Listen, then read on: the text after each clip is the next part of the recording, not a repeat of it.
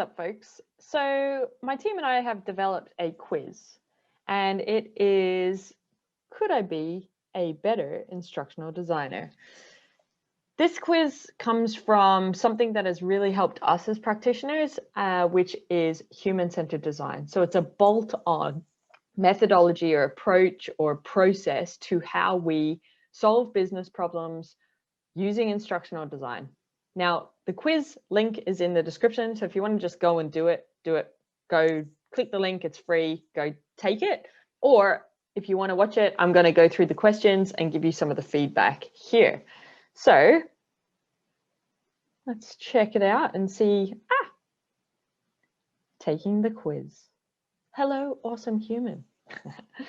Basically, why we created this is because the worlds of L&D, change management, user experience design, marketing, product design, psychology, and others are starting to merge. Now, there's lots of transferable skills that are working really well, and those industries are getting recognized for that we can adopt as instructional designers. So human-centered design has really helped us be better, as I said, and it's helped us stay relevant. And that is relevant as our stakeholders expect more of us.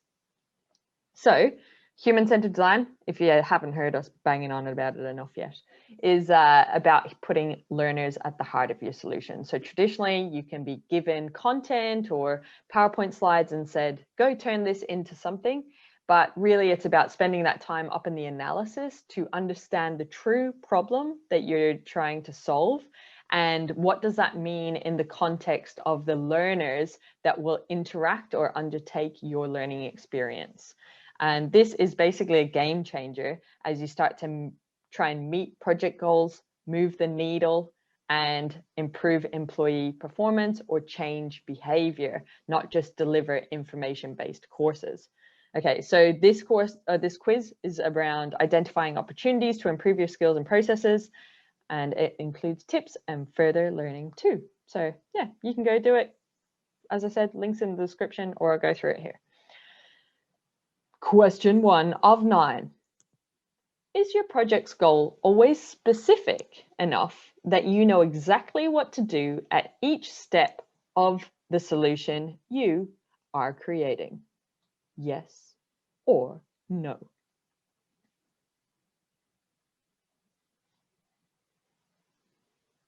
So you're just going to reflect on the answers yourself. So the feedback. It is essential that your goal is clearly defined and approved.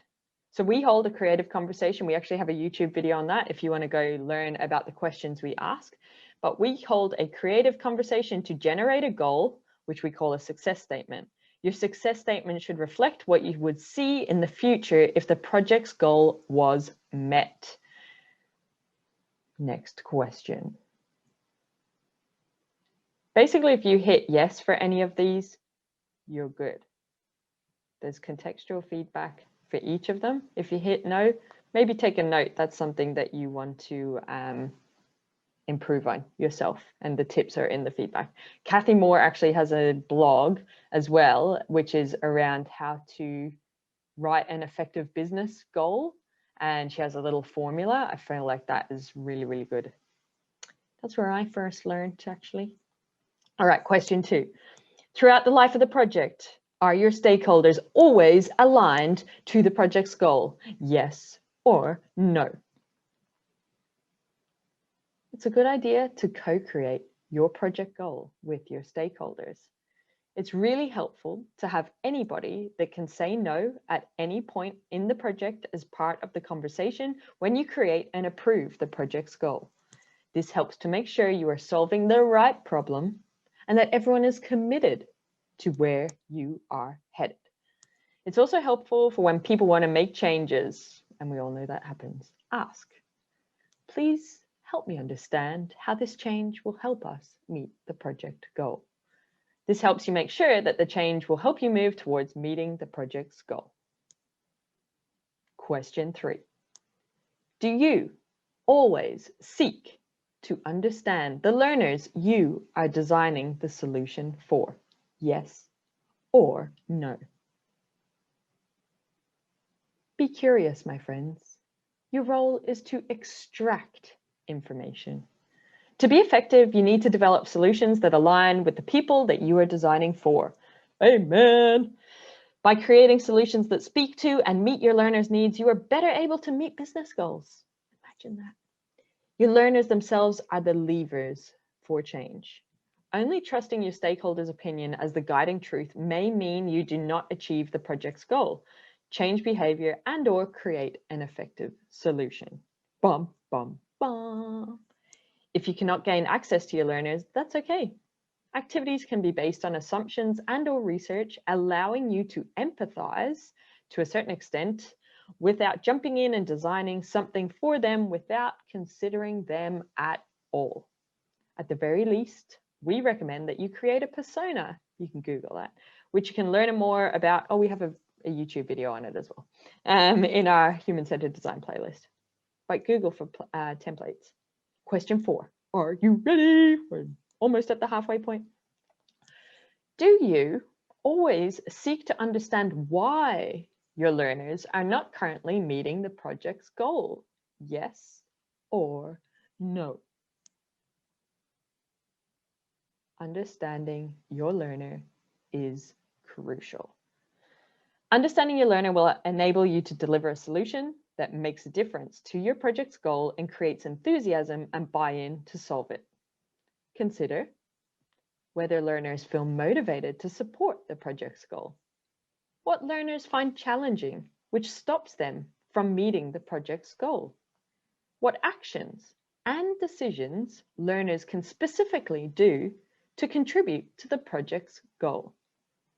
To answer questions like these, listen to and spend time with the learners that you are designing for and understand the specifics of their lives. Context is everything. Learn more about interviewing learners in the User Interviews for Instructional Design Projects video that we have on our YouTube channel. Question 5.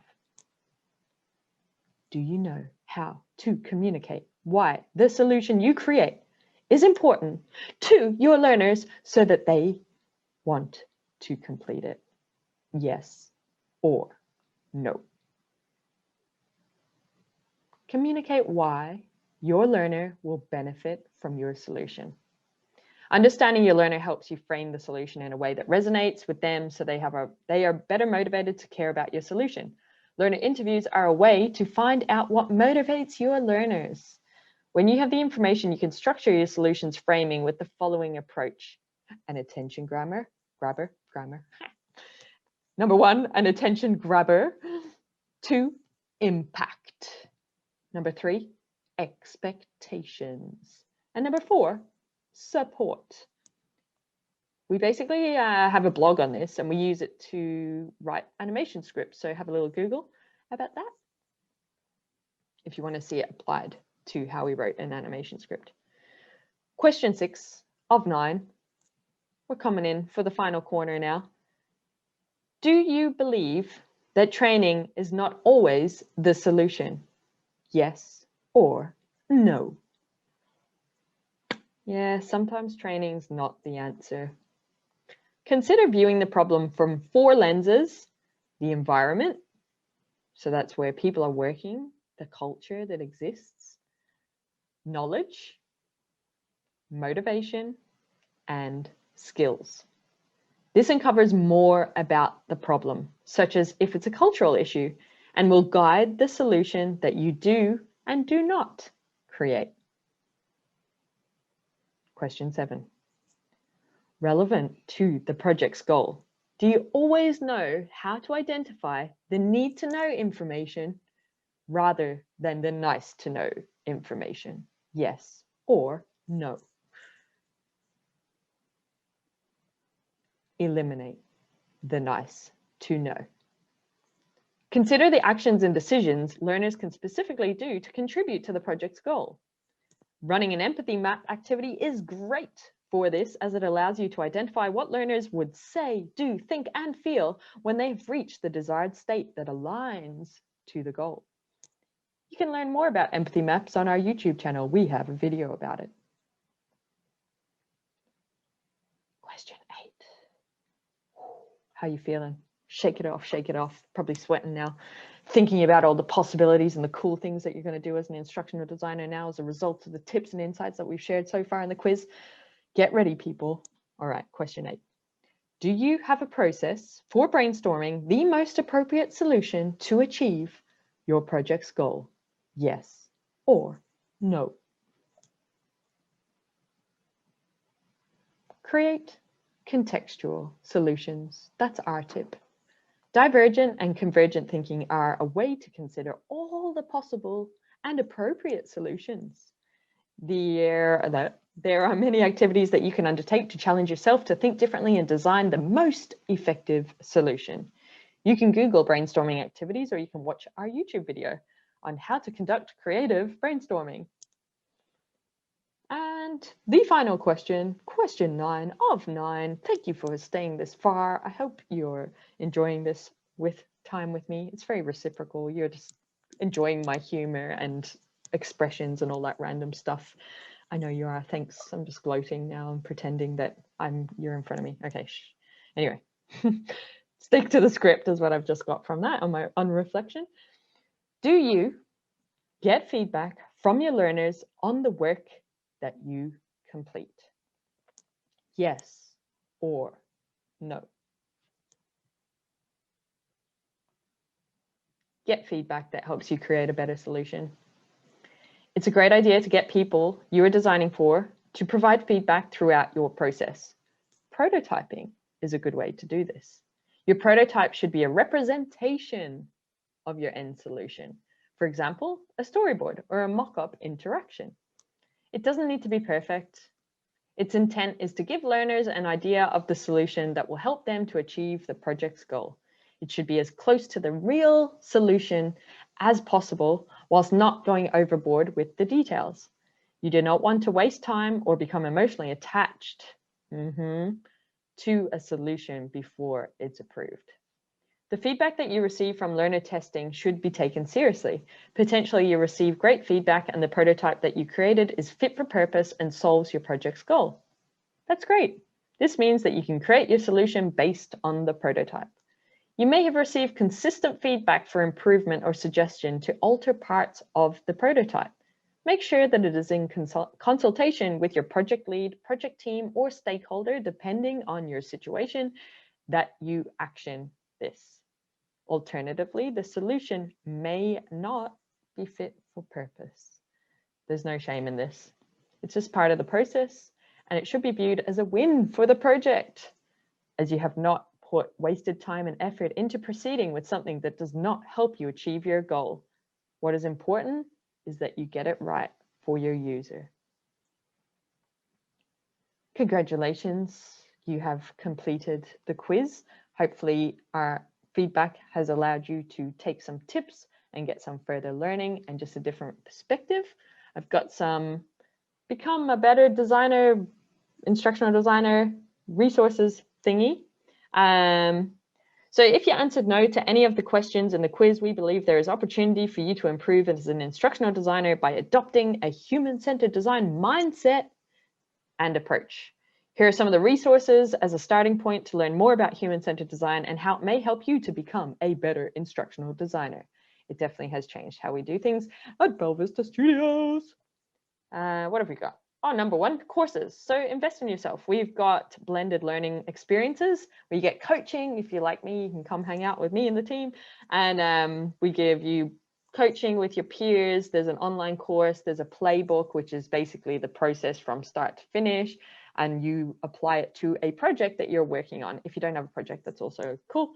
So yeah, you can do that. There's courses.